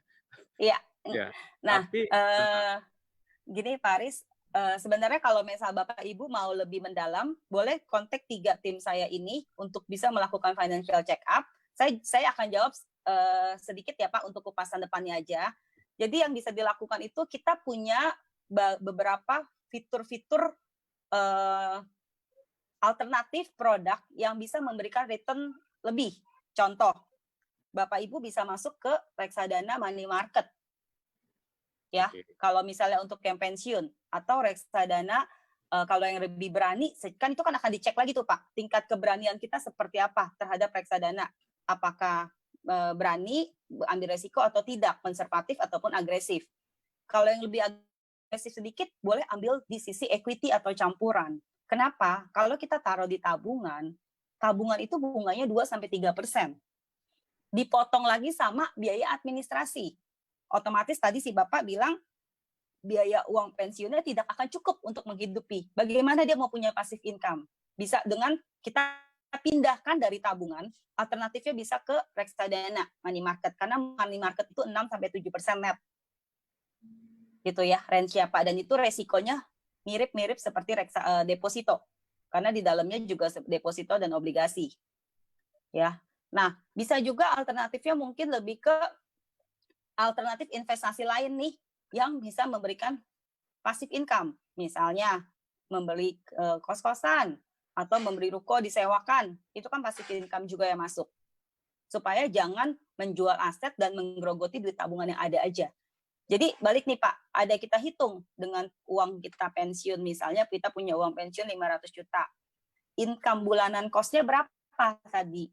Kos bulanannya tadi 10 juta. Kita tadi udah hitung ya, bagaimana kita menghitung rasio untuk kita punya dana darurat. Dihitung berapa? Kita akan tambahkan, misalnya keluar angka 30 bulan. Kita akan tambahkan, kalau 500 jutanya ini kita generate, kita perbesar, kita masukin ke dalam reksadana equity atau reksadana saham, kita perkembangkan ke beberapa produk investasi lain, supaya pada saat 30 bulan ini bisa nambah jadi 40-50 bulan. Gitu.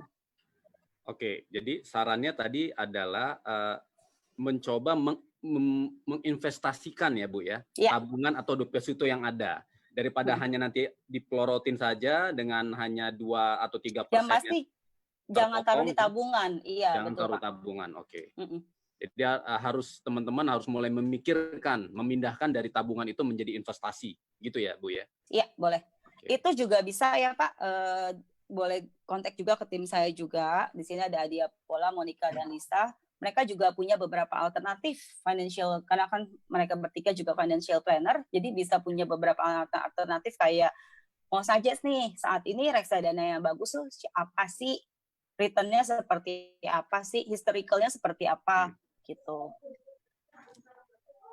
Sip. Bu, ini masih ada pertanyaan, boleh saya bacakan lagi ya? Pak. Kalau mau ambil KPR, bagaimana ya? Ini saya nggak tahu nih berhubungan apa tidak. Untuk mengukur kondisi keuangan kita. Nah. Kalau untuk KPR, itu kan tadi saya ada cerita 30%. Berarti ada rasio kemampuan pelunasan hutang. Jadi 30% dari total income kita. saya cerita sedikit ya. Di sini rasionya, contohnya per bulan si Bapak punya mau ambil cicilan berapa? Kita harus tahu nih Pak, cicilannya berapa. Misalnya cicilan KPR per bulannya 3 juta. Ya kan? Terus Bapak punya pendapatan berapa? Bapak misalnya punya pendapatan 8 juta. Cukup nggak sih buat saya punya cicilan 3 juta dengan income saya 8 juta? Ini ada rumusnya. Rumusnya simple banget. Dari total cicilan dibagi pendapatan dikali 100%, Pak.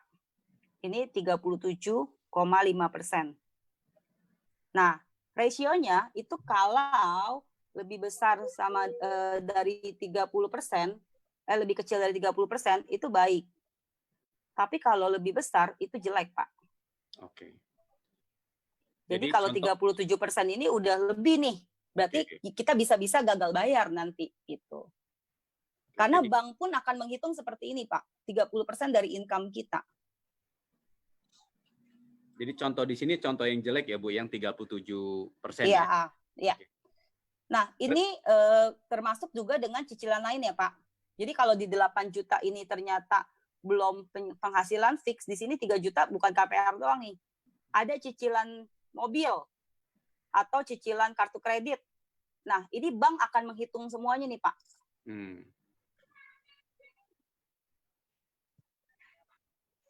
Jadi boleh nggak saya simpulkan seperti ini, Bu Ika? Kalau mau nyicil-nyicil maksimum 30% dari pendapatan, gitu ya? Iya, tapi dengan total cicilan ya, Pak ya? Ya, total cicilan apapun itu harus maksimum 30% dari pendapatan, maksimumnya ya. Siap. Betul, Pak. Maksimum ya, Pak, itu ya. Sorry, Bu. Definisi cicilan itu apakah pengaruh juga nggak? Misalnya cicilan untuk usaha gitu. Kalau tadi kan mungkin buat yang tidak produktif ya. Tapi misalnya dia melakukan cicilan buat pinjam uang, buat usaha, segala macam, tetap dimasukkan ke 30%. Dimasukkan, gitu ya? Karena kan itu cost yang akan keluar, Pak. Oke. Karena ditakutkan nanti gagal bayar ya? Iya. Betul, Pak. Oke. Saya bacakan lagi. Ada pertanyaan juga nih, Pak. Ada yang langsung boleh? Ada langsung chat ke saya. Ada kata terlambat nggak buat beli insurance? Simple jawabannya. Terlambat itu apabila tadi saya bilang insurance itu bisa dibeli dengan kesehatan, Bapak Ibu, bukan dengan uang. Terlambat itu kalau kita sudah sakit, kita baru mau beli insurance itu. Jadi walaupun sudah senior, belum telat ya, Bu ya? Belum telat. Lama Bahkan belum sakit. saya punya papa saya 68 tahun masih beli kemarin karena beliau sehat, Pak.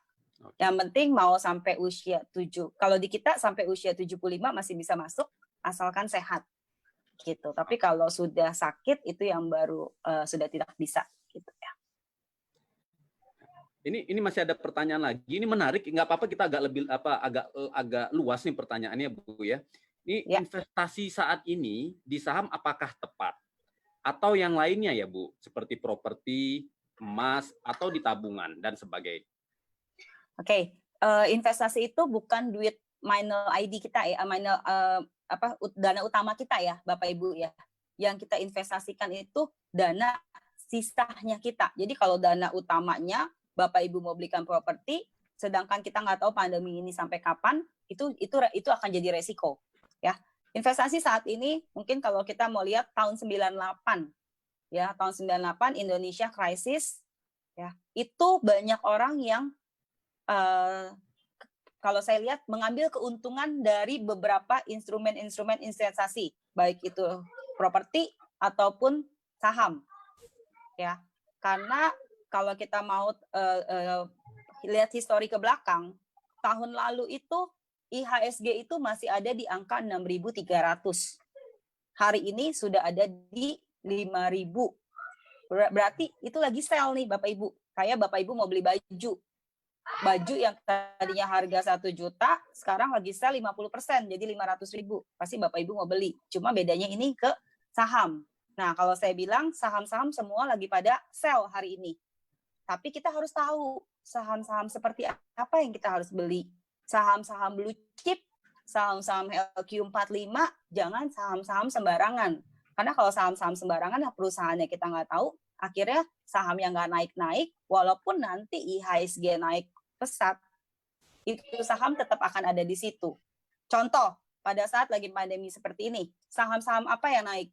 BCA, BRI, bank-bank itu kemarin naik mungkin bisa dalam jangka waktu 2 minggu hampir di 20%. Saham-saham Indofood, ya makanan kan lagi sehari gini kan lagi bahkan lebih rame Carrefour dibandingin mall gitu ya. Nah, itu saham-saham yang kita harus tahu juga nih masuknya ke saham-saham seperti apa. Kalau properti sama Bapak Ibu, propertinya properti yang seperti apa? Contohnya properti yang mungkin secara pengembangnya nggak bagus, properti yang mungkin secara jalur aksesnya kurang bagus, itu nggak akan pernah naik Bapak Ibu. Dan jangan berinvestasi ke dalam properti-properti yang seperti itu. Atau bisa jadi contoh nih, satu properti yang ada di Jakarta Barat. Itu kemarin rumahnya cuma 600, tapi yang daftar ada 2.000. Begitu dia close, harganya langsung naik 150 juta. Walaupun baru booking fee 10 juta. Nah, itu kan ada keuntungan properti yang di situ. Jadi kita harus lihat juga nih. Itu Pak Ari. Jadi ini harus buka mata, buka telinga. Tapi boleh ya Bu, buat teman-teman yang mau konsultasi kira-kira mau beli tipe saham Boleh, apa, boleh. boleh ke nomor yang tadi ya.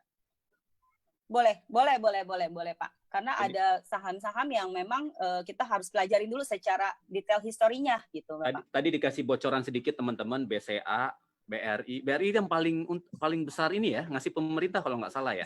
Iya, betul. Profit paling besar tuh BRI ya. Jadi siap-siap beli itu. Oke, Ibu, saya boleh tambahkan lagi, ada pertanyaan lagi? Ya. Bagaimana menabung terbaik pada saat kondisi seperti ini seperti apa? Dan jika kita membuka usaha pada kondisi seperti ini, apakah baik atau tidak? Oh, ini luar biasa. Pertanyaannya melebar tapi nggak apa-apa. Sorry Pak, gimana? Bagaimana menabung terbaik pada saat kondisi seperti ini? Jadi kalau mau menabung terbaik pada saat kondisi seperti ini, bagaimana? Atau jika kita ingin membuka usaha pada kondisi seperti ini, apakah baik atau tidak? Oke. Kalau menabung di kondisi seperti ini, menurut saya justru itu harus utama. Jangan berbelanja, tapi kita jadikan itu uangnya menabung. Itu ya Pak ya. Jadi itu yang pertama. Jadi menabung itu memang paling harus di kondisi seperti ini karena kita tidak tahu pandemi ini sampai kapan. Itu yang pertama. Yang kedua, kalau untuk berinvestasi saat ini ya Pak ya, tadi membuka usaha ya. Usahanya harus dilihat-lihat Bapak Ibu. Jangan asal nyemplung nih. Contoh, saya punya teman saat dia nggak punya usaha, dia iseng-iseng toko kue. Selama ini semua ibu-ibu di rumah pada asik bikin kue, ya kan? Nah, jadi dia beli kue tuh, beli bahan-bahan kue dia jual, dia beli bahan-bahan kue ternyata malahan laris manis karena saat ini semua orang memburu bahan-bahan kue. Nah itu, jadi berbisnis di saat seperti ini masih bisa nggak? Masih bisa Bapak Ibu. Tetapi kita harus lihat bisnisnya seperti apa. Jangan kayak tadi Pak Aris bilang, boba di mall sekarang nggak ada ngantri. Silakan sepi semua boba di mall. Kalau dulu ngantri semua, bahkan bisa berjam-jam. Sekarang nggak ada ngantri. Jadi Bapak Ibu jangan bikin franchise boba gitu. Atau jualan masker ya Bu? Masker juga jangan ditimbun Pak. Akhirnya jadi rugi. Kemarin harganya 500.000, sekarang udah balik normal ya. Oke, jadi tetap ada peluang intinya ketika kita ingin membuka usaha, tetapi tolong hati-hati melihat apa yang dibutuhkan masyarakat saat ini mungkin ya Bu ya.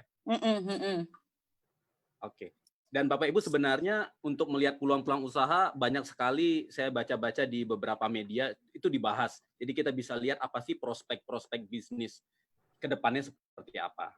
Oke, saya tambahkan lagi, ini ada pertanyaan lagi. Jika cicilan yang berjalan lebih dari 30%, nah ini contohnya Bu, ternyata cicilannya lebih dari 30%. Baiknya pos mana ya yang dilakukan penyesuaian? Ini sudah terlanjur nih Bu, cicilannya lebih dari 30%. Jadi dia harus nabung dari pos yang mana kira-kira? Caranya kalau untuk cicilan udah lebih dari 30%, berarti harus ada penambahan income Pak.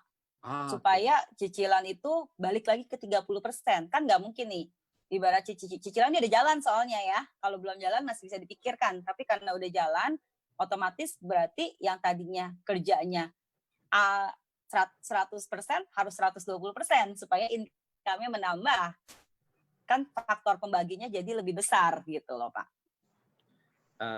Ini jujur menarik nih jawaban dari Bu Tika. Tadi saya pikir Bu Tika akan coba ambil persentase dari pengeluaran yang lain. Tapi Bu Tika malah income-nya yang dikejar ya Bu ya. Jadi Iya, ini dibutuhkan kreativitas dari kita ya, gitu ya ya Bu ya. betul. Out of the box sih, banyak orang-orang yang out of the box pada saat pandemi ini malahan, Pak. Oke. Sip nih, luar biasa. Oke, Bapak dan Ibu, apakah masih ada pertanyaan lagi? Sebentar ya, saya coba cek. Pak Aris. Iya. Pak Diarno ya? Iya, Pak Gunadi Diarno. Oke, Pak Gunadi, monggo. Kalau ada yang mau ditanyakan. Ya, yang pertama terima kasih atas paparannya Ibu Dewi ya, bagus banget. Ya, siang Pak. Ya, terus saya mau tanya gini. Saya pensiunan, kemudian ada tabungan sedikit ya. Iya Pak. Kalau lihat pandemi ini kapan selesainya, kita bingung. Stres ya Pak? Ini kita belikan emas saja, atau kita belikan dolar. Karena saya pernah juga beli dolar tahun berapa sebelum 98 ya. Itu kita jual tahun 98, saya malah untung besar itu Bu. Bagaimana? Saya mau penjelasan Ibu. Oke, Pak Diarno ya Pak ya? Ya. Oke, salam kenal ya Pak. Ya. Pak, kalau Bapak beli dolarnya, tadi saya dengar sedikit, Bapak beli dolarnya sebelum 98, Bapak jualnya di 98. Itu untung Ya. Pak. Karena dolar itu rupiah melemah pada saat kondisi 98 ya Pak ya. Ya. Nah, ini kan kondisinya sama nih Pak. Rupiah kita sudah melemah. Ya. Kalau saya lebih suggest Bapak beli dolar saat ini sih agak kurang sedikit rekomen sih Pak. Ya. Gitu. Kalau saya mungkin bisa lebih rekomen, kayak tadi saya cerita, Bapak boleh coba sedikit ke reksadana yang lebih konservatif. Karena saya melihat usia Bapak dan itu dana pensiun ya Pak ya. Jadi benar-benar harus kita save, tapi bisa menghasilkan return. Gitu. Jadi mungkin nanti tim saya bisa memilihkan alternatif investasi yang bisa meningkatkan Bapak punya income, tetapi menjaga porsi di mana income itu modalnya tetap, tetapi income-nya bisa menambah gitu lah ya Pak ya.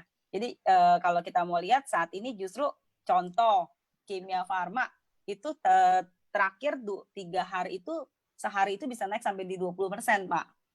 Nah, cuma kan harus ada orang yang memantau untuk kondisi-kondisi itu, seperti itu ya Pak ya.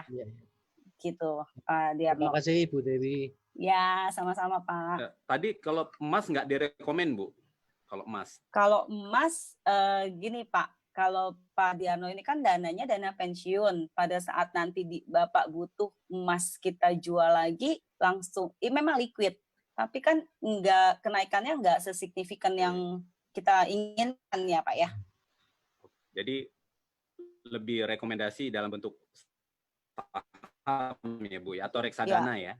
Karena saya lebih ngelihat kondisi seperti ini lebih ke dana idle ya Pak ya. Dana cash yang paling kita perlukan kan. Kayak 98 gitu kan terjadi resiko tiba-tiba waktu itu kerusuh atau apa, mereka udah tinggalin yang mereka bawa dana liquid gitu. Dana cash gitu. Kalau kita lagi misalnya nih amit-amit terjadi sampai seperti itu, kita gotong-gotong emas di depan juga diambil lagi sama orang nanti Pak.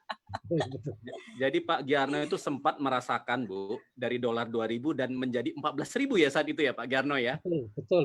Wow, luar biasa Pak Giarno. Saya tapi nungguin balik ke 2000 nggak mungkin ya Pak? Bisa beli kapling waktu itu. Wow. Jauh Pak, itu jauh sekali dari 2000 ke 14.000 Pak. Oke, terima kasih banyak Ibu Dewi. Oke, makasih Pak. Terima kasih Pak Giarno. Waktu berjalan terus Bapak dan Ibu, tapi saya melihat masih ada waktu sekitar 5 menit lagi. Mungkin kita buka satu pertanyaan lagi ya Bu ya.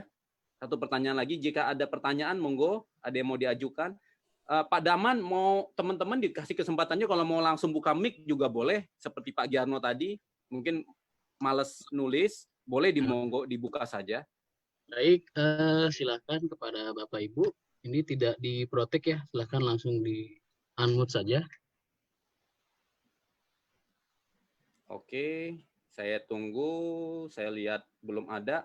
Oke, kalau memang tidak ada lagi karena waktu, Bu Tika mungkin boleh dia kesimpulan apa ya kira-kira hari ini yang kita diskusikan secara garis besar? Oke, terima kasih Bapak Ibu untuk waktunya. Monggo free gift-nya sama Bapak Ibu. Kesimpulannya simpel Bapak Ibu dari yang kita sudah pembicarakan hari ini. Manage kita punya keuangan sesimpel mungkin, seminimal mungkin. Tadi saya juga udah jelasin sesimpel mungkin supaya itu bisa dan jangan lupa pakai proteksi untuk Pak Diano ketawa tuh, takutnya mikirnya pakai proteksi ya Pak, kalau nggak pakai proteksi aja bisa terjadi resiko ya Pak ya. Nah itu pakai proteksi untuk mengcover kita punya keuangan Bapak Ibu. Jadi dana darurat kita yang selama ini, yang pertama yang paling penting kita harus tahu tentang keinginan dan kebutuhan. Itu yang paling utama dalam kita menjalani keuangan kita Bapak Ibu, karena benar percaya sama saya, porsi keinginan itu sangat besar.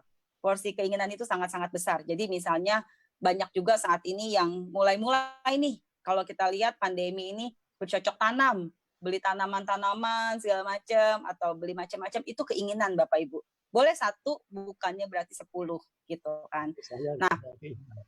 Nah, dari saya itu aja. Yang pasti saya mau kita semua sama-sama bisa memproteksi keuangan kita supaya dreams untuk anak-anak dan porsi untuk anak-anak keuangan sekolah dan lain dreamsnya semua itu bisa tercapai Bapak Ibu. Jangan karena terjadi resiko dengan diri kita sehingga menggagalkan semua dreams yang orang-orang yang kita sayangi. Itu aja sih. Terima kasih Pak Aris.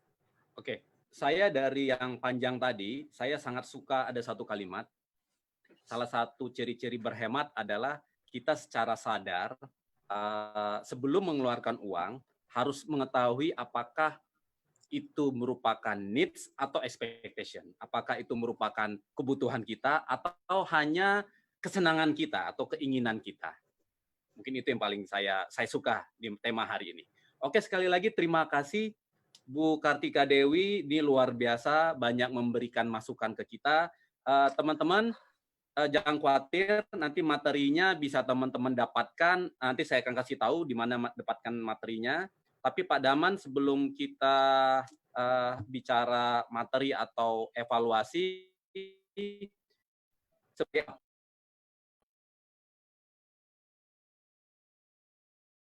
ada Ibu Kartika Dewi, ini insya Allah nanti akan kita kirim langsung hari Senin ya Pak. Senin Pak. Ya, jadi hari Senin Bu Kartika kita akan kirimkan Certificate of Appreciation. Sekali lagi terima kasih luar biasa Pak. Materi hari ini.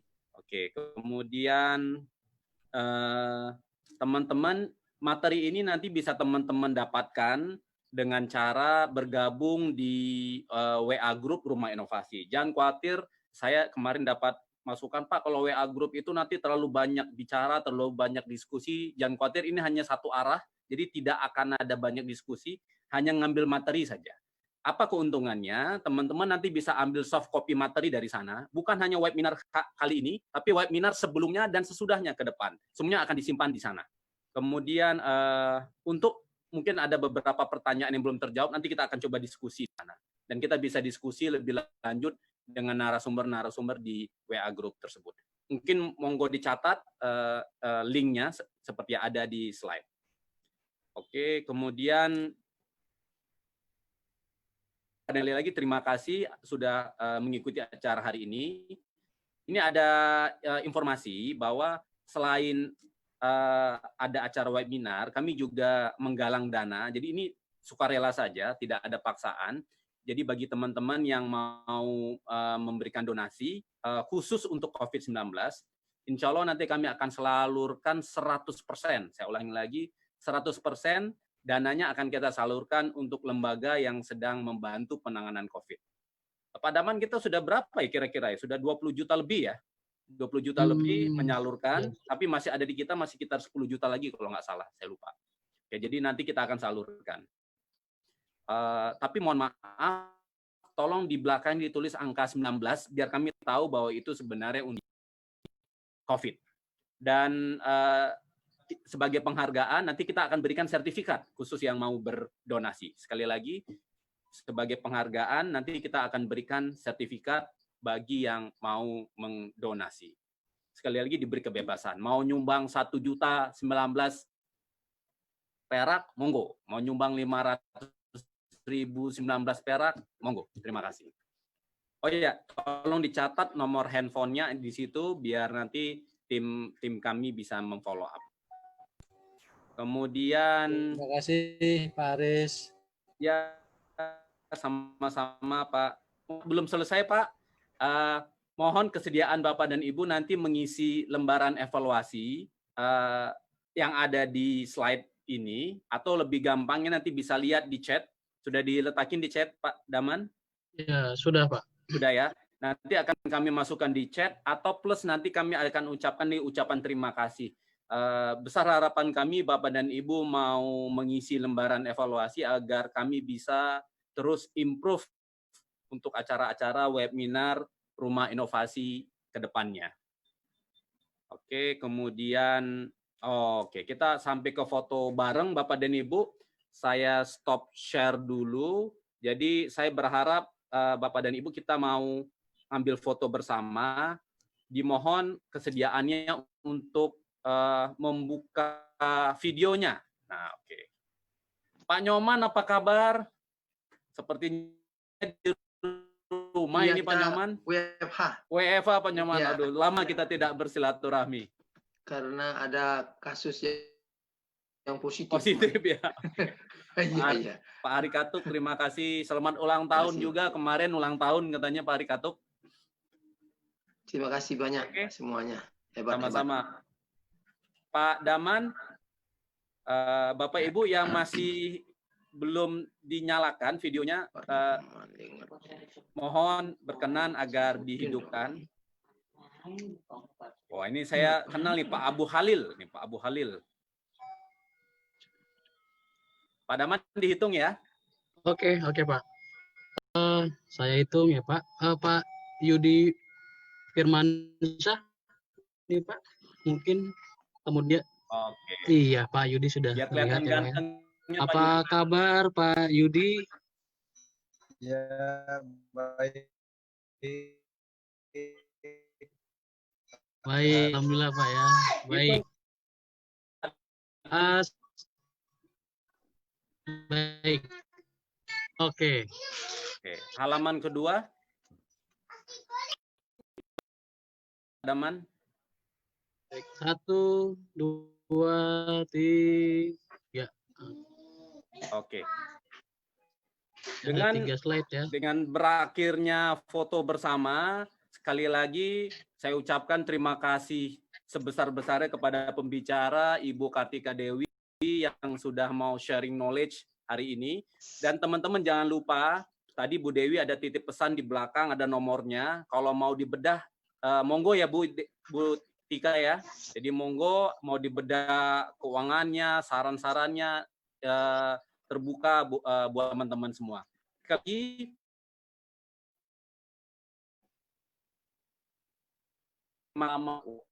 sampai jumpa di acara Rumah Inovasi lagi di bulan Agustus.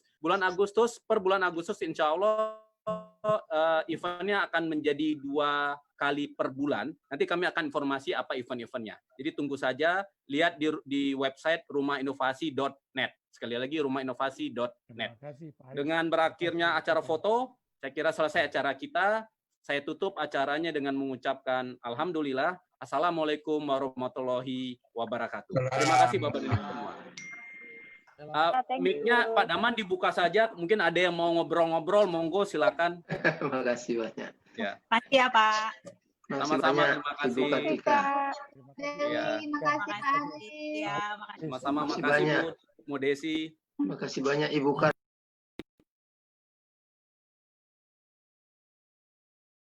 Senang bisa bertemu sama komunitas yang hebat-hebat ini. Luar biasa. Betul, betul Iya. sekali, Pak. Sehat Yudi. selalu Pak Nyoman ya. Syukur Pak Aristian. Alhamdulillah. Ya, Syukur. Terima kasih banyak. Pak Yudi hilang deh. Mohon izin, lab duluan. ya sama-sama. Terima kasih. Mengisi. Yuk. Mohon izin Pak Yudi masih di rumah Pak Yudi. Mana tadi Pak Yudi? Hilang ya, udah pulang ya. Mau say hello dulu tadinya. Terima kasih Ibu Tika. Makasih ya Pak Selif ya. Ya, monggo terima kasih sekali lagi Tika ya, monggo. Ini bebas teman-teman yang mau diskusi atau kenalan, monggo. Pak Ari Katuk apa kabar? Ya, sehat-sehat Pak. Sehat ya. Terima kasih banyak Pak Aris. Ya. Senang bisa silaturahmi terus.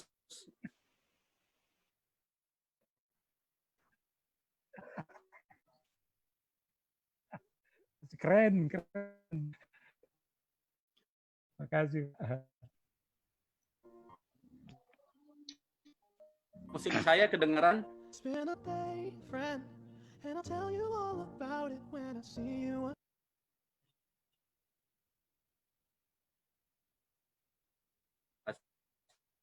When I see you again, when I see you again. Damn, who knew? All the planes we flew, good things we've been through. That I'll be standing right here talking to you about another path. I know we love to hit the road and laugh, but something told me that it wouldn't last. Had to switch up, look at things different, see the bigger picture. Those were the days, hard work forever pays. Now I see you in a better place. How can we not talk about family when family's all that we got? Everything